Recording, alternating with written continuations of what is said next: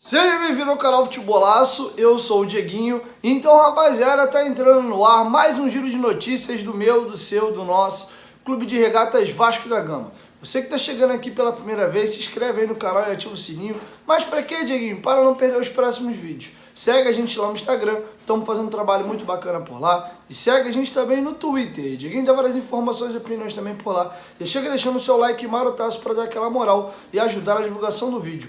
Bom, galera, temos já algumas notícias importantes para vocês. Esse vídeo de hoje vai ser mais um balanço do término desse campeonato carioca para o Vasco, entre aspas, né? Já que o Vasco não foi às semifinais do Carioca, mas vai jogar aí a Taça Rio, muito provavelmente. O Vasco está praticamente, matematicamente garantido já para a disputa da Taça Rio. Então Marcelo Cabo vai deixar para vocês algumas reflexões, fazer um balanço desse término de campeonato carioca e também ele vai comentar o risco que o Vasco assumiu ao, no começo da competição, montar um time com os garotos oriundos da base. As únicas duas derrotas do Vasco no campeonato foram jogando com o time sub-20. E o Marcelo Cabo vai comentar um pouquinho também sobre a arbitragem do jogo de ontem. Confere aí. Primeiro uma consternação muito grande, uma tristeza pela eliminação do Vasco. E além do mais da forma que foi, né, com uma interferência direta da arbitragem, né, um pênalti claro ao nosso favor. Então o árbitro interferiu direto no resultado. Infelizmente o jogo dessa importância, o jogo de classificação, colocaram um árbitro que está apenas fazendo seu quarto jogo na primeira divisão. Apitou seletiva e segunda divisão. E apitando Série D. Eu acho que o quadro de árbitro da Federação Carioca tem árbitros mais experientes para colocar num jogo aonde o árbitro interferiu direto no resultado e na eliminação do Vasco da Gama. Que se ele desse o pênalti seria 3-2 o Vasco estaria na briga. Muita chateação, muita consternação, muita tristeza, porque o Vasco é um clube muito grande para ser eliminado aqui nesse momento do Carioca. Mas é um planejamento que a gente sabia do risco que ia correr. Né, começamos dois primeiros jogos com sub-20, com jogadores ainda de férias. Tivemos só 5 dias de preparação para entrar dentro da competição.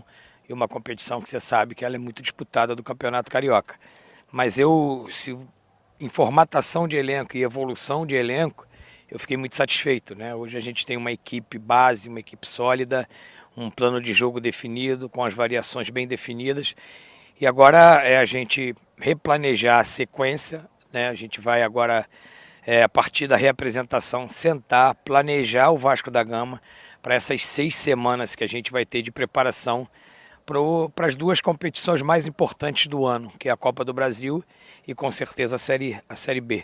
Então agora é ter tranquilidade, a gente sabia do risco quando fizemos o planejamento, né, a gente precisa assumir esse risco, eu e o departamento de futebol, mas eu acho que o Vasco está no caminho certo. Bom, e além dessa Taça Rio que o Vasco tem para disputar, as duas competições mais importantes para o Vasco desde o início do ano é o Campeonato Brasileiro da Série B e também a Copa do Brasil. E o Marcelo Cabo foi perguntado durante a coletiva se dá para o Vasco fazer uma boa competição nas duas situações, tanto na Copa do Brasil como também na Série B, e se em algum dado momento o Vasco vai priorizar uma competição ou a outra. E o Marcelo Cabo comentou sobre essa situação. O Vasco vem se preparando bem para essas duas competições, né?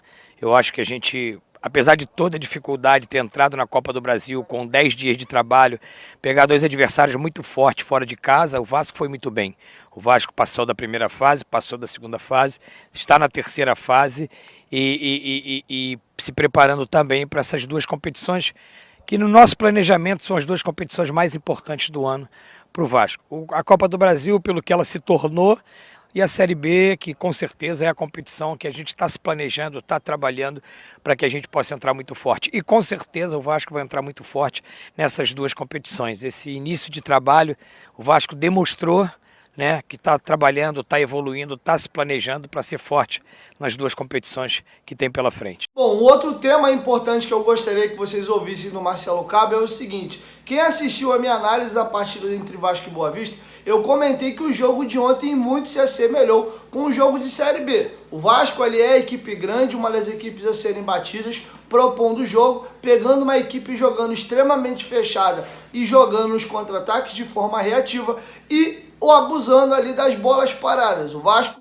toma o primeiro gol numa bobeada do Leandro Castan, onde faz um pênalti ali totalmente desnecessário. E depois, novamente, a bola parada faz o Vasco tomar um gol, que foi o lance do escanteio. Então, um jogo bem com perfil de Série B. O Marcelo Cabo vai comentar um pouco dessa situação, além de também elogiar demais o Léo Jabá. Disse que ganhou um grande reforço para a sequência da temporada e comentou um pouco também sobre a estreia do volante Rômulo. O que a gente vai encontrar muito na Série B foi um retrato hoje, que foi o jogo, né? O Boa Vista fez os 2 gols logo no início, depois propôs um jogo reativo, jogou muito, com as linhas muito baixas, e a gente se ouve muito bem, né? A entrada do Léo foi muito importante. Eu acabo de ganhar mais um jogador que a gente estava trabalhando uma progressão, ele já me entregou muito nesses 45 minutos, e o Vasco vai criando as suas alternativas, né? Então, assim, eu fiquei chateado, claro, com a eliminação, mas a performance da equipe, principalmente no segundo tempo, me trouxe uma expectativa muito boa para a sequência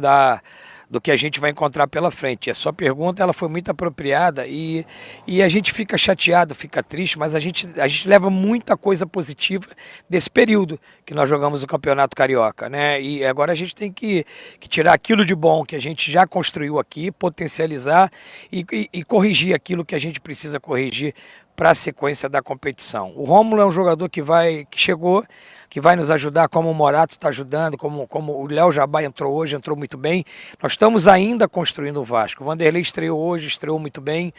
O Rômulo vai estrear na sequência, é um jogador muito experiente, um jogador que controla o meio-campo, né? Eu tenho essa característica hoje, só o Andrei, e ele é um jogador que vem dar esse toque de experiência nessa meninada aí do meio-campo, principalmente os volantes. E ele também vai fazer um trabalho progressivo, como o Léo fez, e a gente vai lançá-lo no momento certo, numa ordem de progressão, para que ele possa nos ajudar e estar pronto na Copa do Brasil e estar pronto na Série B. Bom, e uma dúvida que fica para a torcida agora é a seguinte: e aí, não foi as semifinais do Campeonato Carioca, tem a Taça Rio? O Vasco vai colocar um time reserva? Vai manter o time titular para dar rodagem? Por exemplo, o Rômulo chegou e ainda não jogou. O Vanderlei ontem fez a sua estreia. Tem alguns jogadores que não vinham jogando. O MT, que daqui a pouco deve estar recuperado de contusão. Qual time o Vasco vai colocar? E o Vasco ainda vai trazer mais reforços para a sequência da Série B? O Marcelo Cabo foi comentar esse planejamento do Vasco